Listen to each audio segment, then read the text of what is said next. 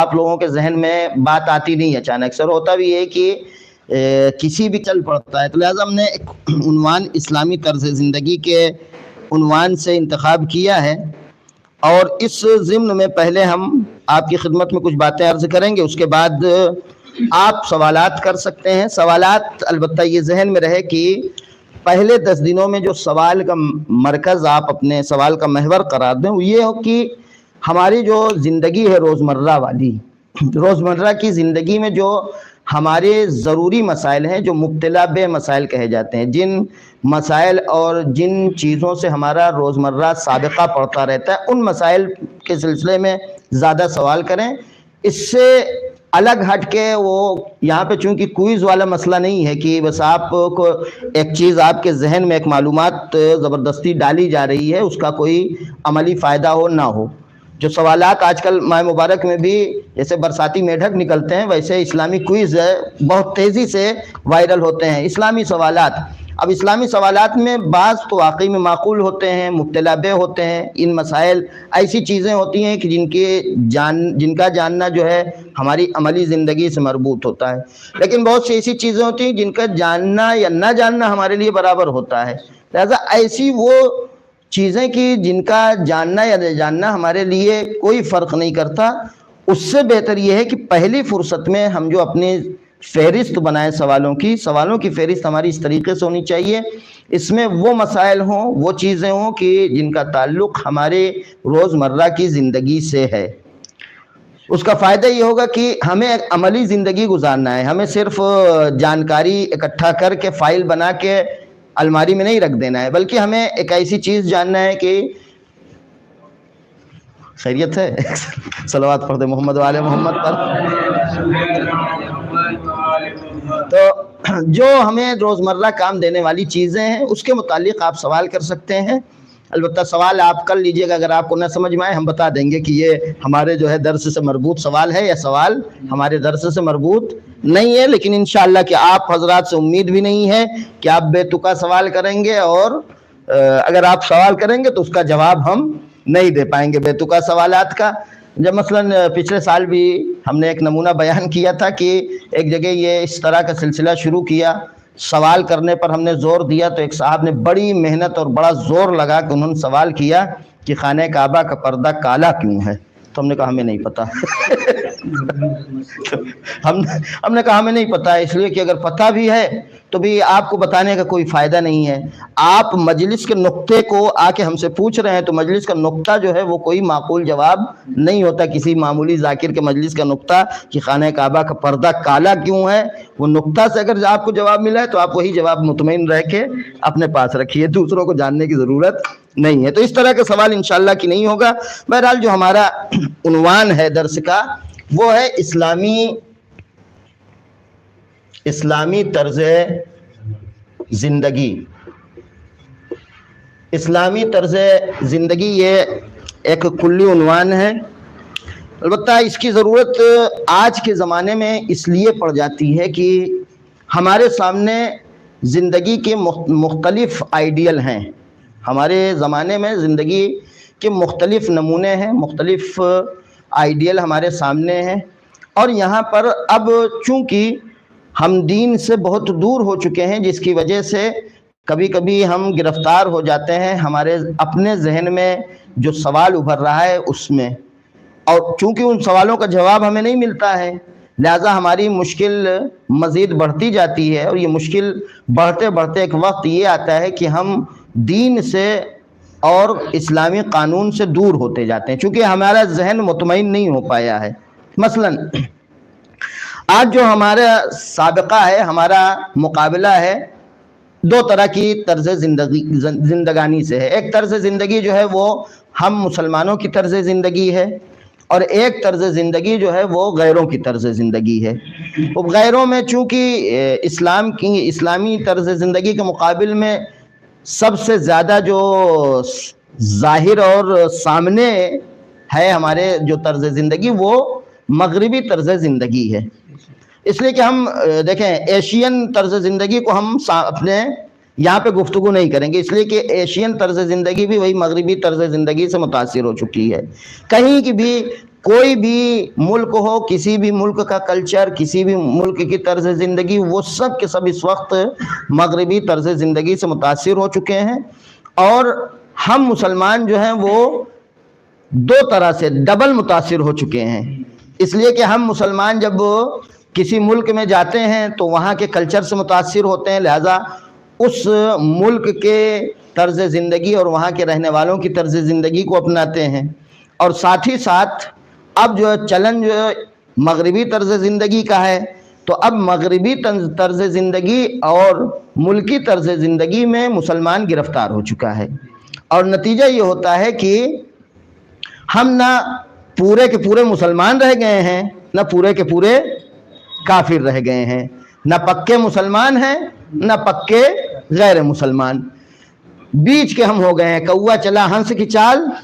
اپنی چال بھول گیا۔ ہم مسلمان، چونکہ نتیجہ کیا ہے، نتیجہ اس کا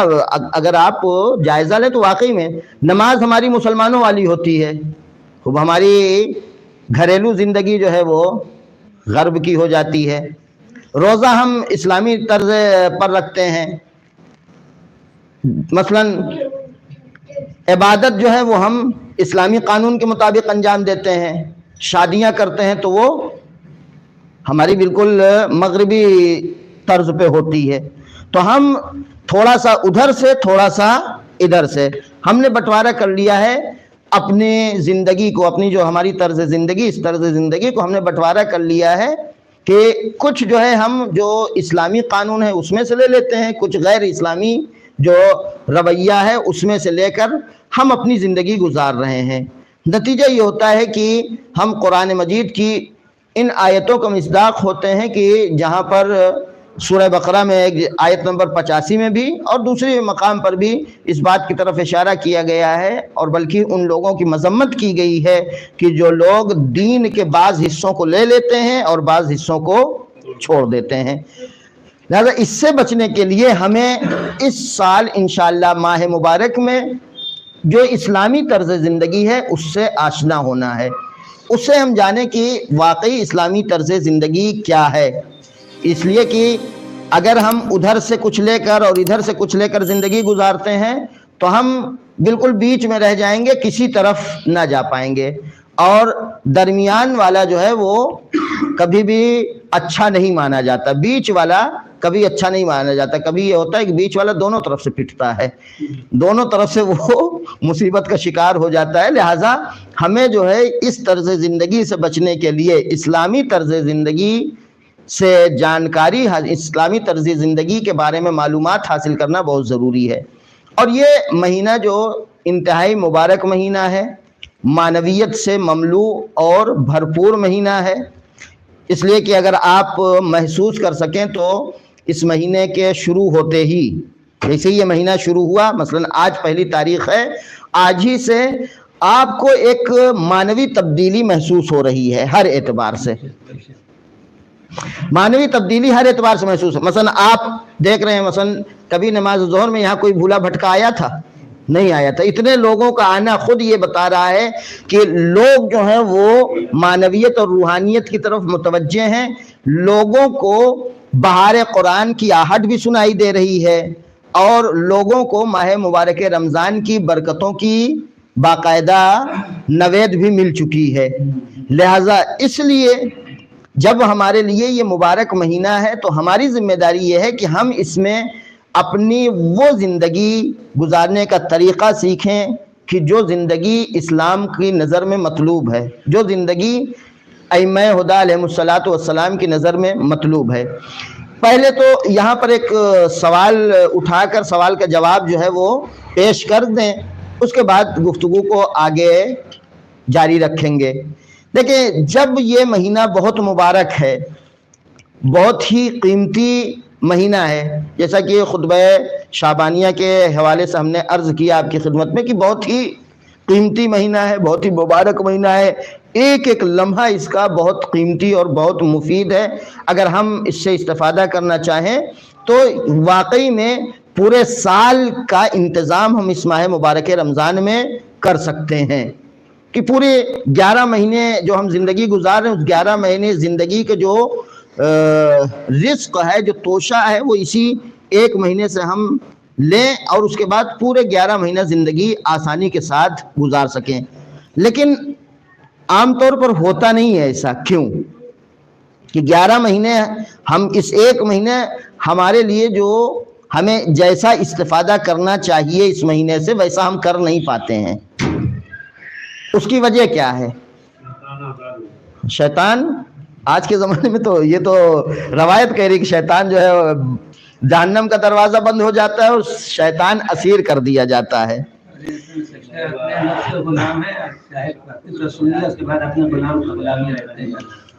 آزاد ہو جاتے ہیں، غلام رہتے ہیں 11 مہینے۔ دیکھیں چند جواب ہیں جن میں سے ایک جواب جو ہے وہ کل کی مجلس میں بھی ہو چکا ہے، جس کی طرف جو ہے صرف اشارہ کر کے گزرنا ہے، یہاں یہ جواب تفصیل سے دینا مطلوب نہیں ہے۔ اس لیے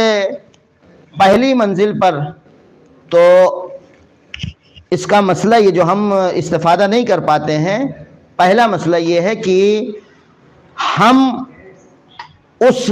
رب کی سے مطمئن ہی نہیں ہیں، ہماری اس خالق سے وہ انسیت ہی نہیں ہے جس نے ہمارے لیے یہ دعوت کا انتظام کیا ہے۔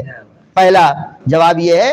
کہ جس اللہ نے، جس مالک نے، جس خالق نے ہمارے لیے دسترخوان بچھایا ہے، کہ جس دسترخوان کی خصوصیت ابھی آگے بیان کروں گا پیغمبر اکرم صلی اللہ علیہ وسلم کی حدیث کی روشنی میں، ہم اس خالق کے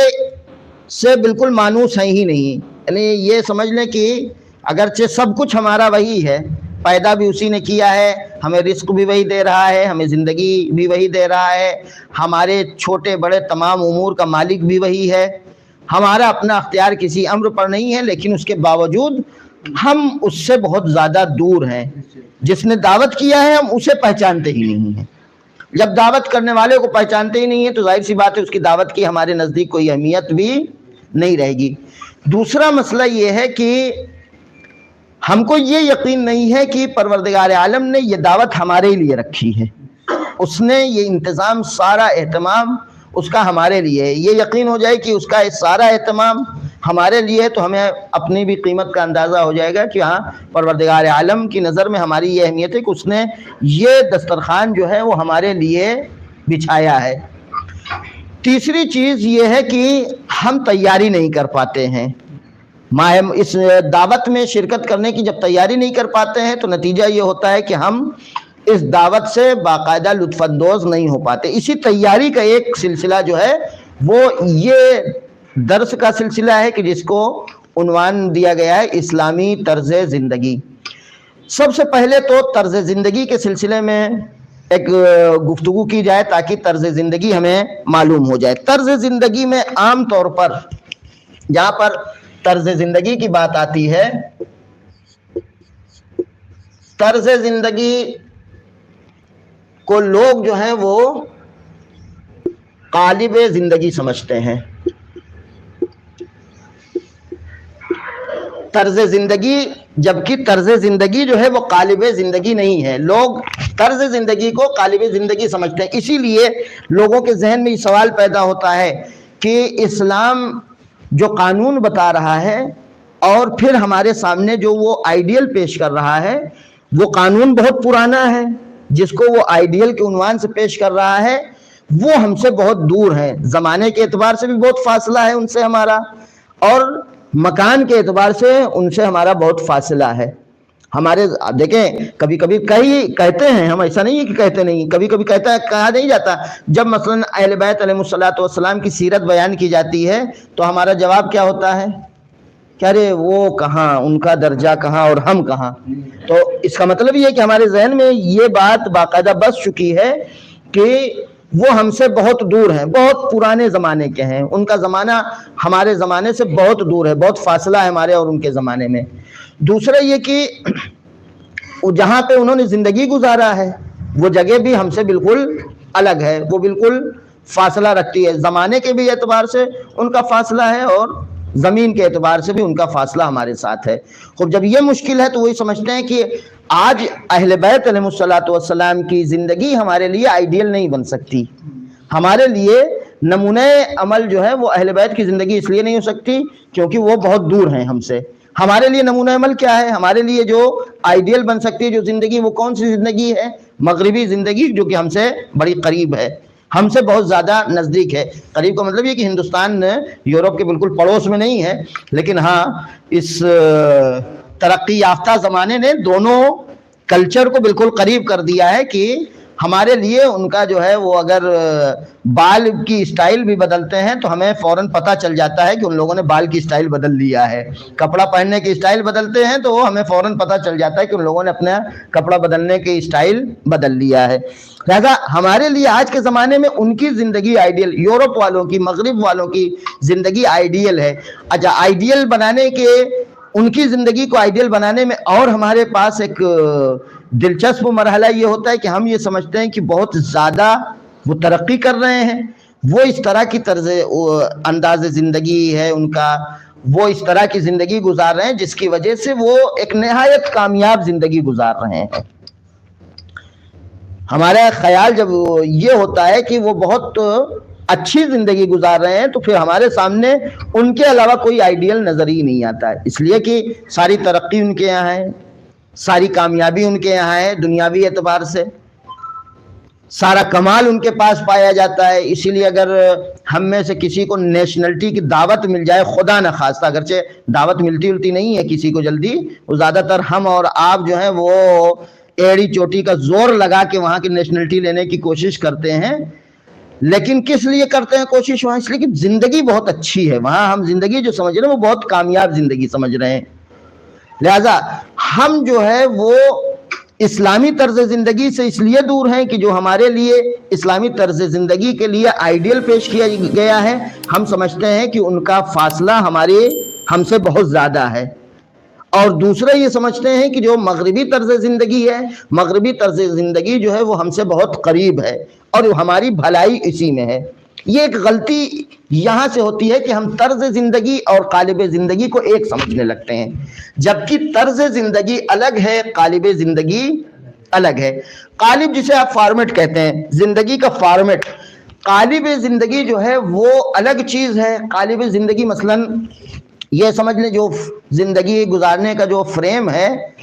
وہ فریم جو ہے وہ ہو سکتا ہے ان کا ہمارے لیے آئیڈیل ہو، لیکن طرز زندگی ان کی ہمارے لیے آئیڈیل نہیں ہے. طرز زندگی جو ہے وہ جب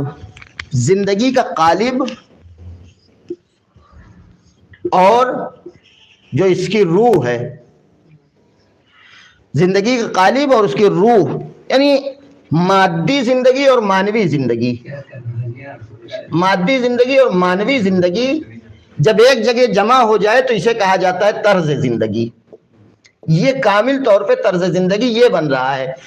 نہ کہ کام کا طرز زندگی قالب زندگی ہے. یہیں پہ ہم شکار ہو جاتے ہیں. ہم سوچتے ہیں کہ جب اہل بیت کو آئیڈیل بنا کر ہمارے سامنے پیش کیا جا رہا ہے، اس کا مطلب یہ کہ اہل بیت علیہ السلام کبھی چار پہیہ بیٹھے ہی نہیں ہیں، کبھی انہوں نے ہوائی جہاز کا سفر ہی نہیں کیا ہے، وہ گھوڑا، کھچر، گدھا اور اونٹ کی سواری کرتے تھے. لہذا اس کا مطلب یہ ہے کہ ان کی سیرت پہ عمل کرنے کا مطلب یہ ہوا کہ پھر ہم چلیں کہاں پر؟ انہی کی طرح جو ہے وہ گھوڑے پہ چلیں، انہی کی طرح اونٹ پہ چلیں. وہ مٹی کے برتن میں مثلاً کھاتے پیتے تھے تو ہم بھی مٹی کے برتن میں کھائیں پیئیں. وہ جو ہے وہ مثلاً بھیڑ کی کھال بچھا کر اس پہ سوتے تھے تو ہم بھی بھیڑ کی کھال بچھا کر اس پر سوئیں. جبکہ اسلام جو ہے دونوں کے مورد میں الگ الگ حکم دیتا ہے. جہاں جو ہے قالب زندگی کی بات آتی ہے وہاں اسلام کا قانون یہ ہے کہ تم اپنے زمانے کے اعتبار سے زندگی گزارو. جہاں قالب زندگی کی بات آتی ہے، جہاں زندگی کے سانچے کی بات آتی ہے، اسلام کا وہاں پہ حکم یہ ہے. اس لیے اسلام کا دستور یہ ہے، سال گزشتہ بھی میں نے یہاں پر بیان کیا تھا، یا اسلام کا دستور یہ ہے کہ اپنی اولاد کو زمانے کے اعتبار سے تربیت کرو. زمانے کے لحاظ سے اولاد کی تربیت ہونی چاہیے، نہ یہ کہ ہم اپنی اولاد کی تربیت شروع کر دیں مثلا وہی 1400 سال پہلے کے اعتبار سے کہ ان کو کچھ نہ دیں، ان سے کہیں یہ تمہیں ایسا ہے کہ بھیڑ کے کھال پہ سونا ہے، تمہیں مٹی کے برتن میں کھانا ہے، موبائل تو کبھی مولا کائنات کے پاس رہا ہی نہیں، تمہارے لیے رکھنا جائز نہیں ہے۔ حدیث واقعی میں اس طرح کی شدت پسندی مسلمانوں کے درمیان ابھی تو فی الحال وہابیوں کے علاوہ اور کہیں نہیں ہے، لیکن مسلمانوں میں باقاعدہ رائج ہو چکی تھی، اور حد یہ کہ اپنے شیعوں میں اس حد تک رائج ہو چکی تھی کہ شیخ انصاری رحمۃ اللہ علیہ، آیت اللہ جو مجدد شیرازی ہیں، ان کے زمانے میں آیت اللہ مجدد شیرازی یہ بہت بزرگ عالم دین گزرے ہیں شیرازی خاندان کے، کہ جنہوں نے وہی تمباکو کو حرام قرار دیا تھا ایک معین مدت کے لیے۔ ان کے زمانے میں ایک طالب علم چھاتا لے کر نکل گیا تھا۔ اب چھاتا لے کر جب وہ پہلی بار نجف میں نکلا ہے،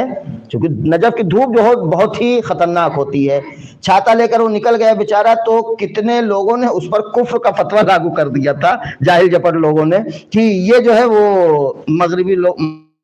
غربیوں کی پیروی کر رہا ہے، یہ یورپ والوں کی پیروی کر رہا ہے، یہ تو ان کی مخصوص چیز ہے۔ اپنے ہندوستان میں جب شروع جو ہے ٹماٹر آیا ہے تو لوگ ٹماٹر نہیں کھاتے تھے، ٹماٹر یہاں پہ نہیں ہوتا تھا۔ جب شروع یہاں پہ ٹماٹر آیا، ٹماٹر جو ہے انگریزوں کے زمانے میں یہاں ہوا ہے، ٹماٹر کی پیداوار اصلی انڈین نہیں ہے، تو ٹماٹر کتنے جو شدت پسند لوگ مسلمان یہاں پہ تھے جو ٹماٹر نہیں کھاتے تھے، اور ٹماٹر کا نام بھی نہیں لیتے تھے، وہ ٹومیٹو جو ہے وہ کہتے بھی نہیں، تو کہتے تھے کالا لال بیگن، چونکہ کیا بیگن پہلے سے تھا تو اس کو کہتے تھے لال بیگن۔ تو جبکہ یہ اسلامی قانون کے خلاف ہے۔ اسلام ہمیشہ غالب زندگی کے مسئلے میں یہ حکم دیتا ہے کہ تمہیں زمانے کے اعتبار سے، خوب میں نے سال گزشتہ بھی اس بات پہ زور دیا تھا کہ اگر موبائل کا زمانہ ہے، اگر انٹرنیٹ کا زمانہ ہے، اگر جو ہے وہ واشنگ مشین کا زمانہ ہے، اگر اے سی کا زمانہ ہے، اگر گاڑی کا زمانہ ہے، تو ہمیں ان تمام وسائل سے استفادہ کرنا ہے، نہیں یہ کہ ہم اپنے کو محروم رکھ لیں اور دوسرے اس سے استفادہ کریں۔ ہم بے وقوف کی طرح جو ہے وہ یہ کہیں کہ نہیں ہمارے لیے طرز زندگی جو ہے وہی 1400 سال پہلے والی زندگی، قالب زندگی میں ہمیں پیروی کا حکم نہیں دیا گیا۔ ہاں ہمیں جو روح زندگی ہے، زندگی کی معنویات ہے، اس میں ہمیں اسلام کہتا ہے تمہیں 1400 سال پہلے جو ہمارے لیے ہم نے نمونہ رکھا ہے وہی تمہارے لیے آج بھی آئیڈیل ہے۔ وہ الگ بات ہے تمہارے زمانے سے اس کا فاصلہ ہو گیا ہے، لیکن اگر تم اپنے ضرورت اور اپنی حقیقت پر غور کرو تو آج بھی تمہارے لیے وہی زندگی آئیڈیل ہے جو 1400 سال پہلے تھی۔ لہذا یہاں پہ ہمیں جو ہے اس مرحلے کو پہچاننا ہے کہ زندگی کے مادی زندگی الگ ہے، معنوی زندگی الگ ہے۔ اگر آپ یورپ کی زندگی کو پر تھوڑا سا گہرائی سے مطالعہ کریں، یورپ کی چمک دھمک مت دیکھیں، مغرب کی چمک دھمک پر آپ کو بالکل نظر نہ جائے آپ کی، وہاں کے قالب زندگی کو دیکھیں تو اس قالب زندگی میں واقعی میں یہ بتائیے کس چیز کی اہمیت ہے؟ اسلامی طرز زندگی اور مغرب کی طرز زندگی میں ایک بہت بڑا فرق یہ ہے کہ جو مغرب کی طرز زندگی ہے ان کے لیے جو ہے، ان کے لیے سب سے زیادہ اہم کیا ہے؟ آرام۔ مغربی طرز زندگی میں سب سے اہم یہی پوائنٹ ہے، وہ سب سے زیادہ جو توجہ دیتے ہیں وہ یہ کہ آرام ملنا چاہیے۔ لہذا آپ ان کے اگر طرز زندگی پہ دیکھیں تو اگر وہ پھٹی پینٹ بھی پہن کے چل رہے ہیں تو ان کو چونکہ گھٹنے پہ پسینہ زیادہ ہوتا ہے اور جان پہ پسینہ زیادہ ہوتا ہے، لہذا پینٹ پھاڑ کے چل رہے ہیں وہ، تاکہ آرام ملے ان کو۔ جتنی بھی آپ ان کے زندگی کے قالب کو دیکھیں گے، جو زندگی کا ان کا طور طریقہ ہے، اس کا خلاصہ کل ہوتا ہے آرام میں۔ لیکن اسلامی طرز زندگی کا مقصد اور ہدف جو ہے وہ اطمینان ہے۔ یہ اسلامی طرز زندگی میں اس پہ توجہ زیادہ دی جاتی ہے۔ اصل یہ ہوتا ہے، مغربی طرز زندگی میں اصل یہ ہے، اس کی کوئی گارنٹی نہیں ہے۔ اسلامی طرز زندگی میں اصل یہ ہے، اس اصل کے ساتھ ساتھ اس پر بھی زور دیا گیا ہے کہ اسلام کہیں پہ یہ نہیں کہتا کہ آپ آرام اور سکون اپنا چھوڑ کے وہاں پہ چلے جائیں۔ آرام اور اطمینان کا فرق اگر مغربی طرز زندگی اور اسلامی طرز زندگی میں تلاش کرنا ہو تو آپ کو یہیں سے پتہ چل جائے گا، جن کے پاس سارے وسائل موجود ہیں سب سے زیادہ سوسائڈ انہی کے یہاں ہوتے ہیں۔ آپ یورپ میں کنٹریز کے ایک شرح نکال لیں، جائزہ لے لیں، آپ کو معلوم ہو جائے گا کہ سب سے زیادہ سوسائڈ، سب سے زیادہ خودکشیاں ان ممالک میں ہوتی ہیں جبکہ ان کے پاس کسی چیز کی کمی نہیں ہے، کسی طرح کی کوئی کمی نہیں ہے۔ البتہ یہ ایشیائی کا ملک ہے ساؤتھ کوریا، جہاں پہ میں نے 3-4 سفر کیا ہے، وہاں پہ یہ سمجھ لیں کہ زندگی گزارنے کا جو وسائل ہیں، زندگی گزارنے کے فل ہر طرح کے وسائل وہاں پہ موجود ہیں، کسی کو دنیا کی کوئی ضرورت نہیں ہے۔ حد یہ ہے کہ اگر کسی کا بیگ لاکھوں روپے سے بھرا کہیں گر جائے تو بیگ اس تک پہنچ جاتا ہے واپس، لوگ نہیں لیتے ہیں، ان کو اس کی ضرورت ہی نہیں ہے۔ لیکن اس کے باوجود ہم نے وہاں جو سنا اور وہاں کے لوگوں سے پتہ کیا، معلوم ہوا کہ سب سے زیادہ خودکشی یہاں پہ ہے۔ اس کا جائزہ، چونکہ خودکشی کی وجہ کیا ہے، خودکشی کی وجہ بھی ہم نے دریافت کرنے کی کوشش کیا۔ وہ اپنے اس مرحلے کے لیے بڑا بڑا قرض لے لیتے ہیں، بڑے بڑے لون لے لیتے ہیں، اس کے بعد کوئی انڈیا تو ہے نہیں کہ لون لے کے بھاگ جائیں گے، وہاں بڑی سختی ہے،